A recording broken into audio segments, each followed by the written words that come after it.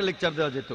যেহেতু হাতে সময় কম, তাই আর একটা ভবিষ্যৎবাণীর কথা বলবো হিন্দু ধর্মগ্রন্থে মোহাম্মদ সাল্লাহ সাল্লামের বর্ণনা নিয়ে, যেটা হলো কল্কি অবতার। এটার উল্লেখ আছে ভগবত পুরাণায় 12 নম্বর খণ্ড 2য় অধ্যায়ের 18 থেকে 20 নম্বর অনুচ্ছেদে বলা হয়েছে যে বিষ্ণু ইয়াস নামে একজনের ঘরে, যে মহৎ হৃদয়ের ব্রাহ্মণ, যে শাম্বালা নামের একটা গ্রামের প্রধান, তার ঘরে জন্মাবে কল্কি।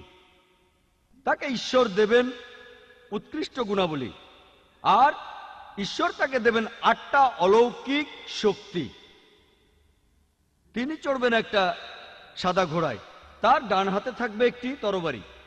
এরপর ভগবত পুরাণায় উল্লেখ করা হয়েছে 1 নম্বর খণ্ড 3য় অধ্যায়ের 25 নম্বর মন্ত্রে যে কলিযুগে যখন রাজারা হবে ডাকাতের মতো, কলিযুগে যখন রাজারা হবে ডাকাত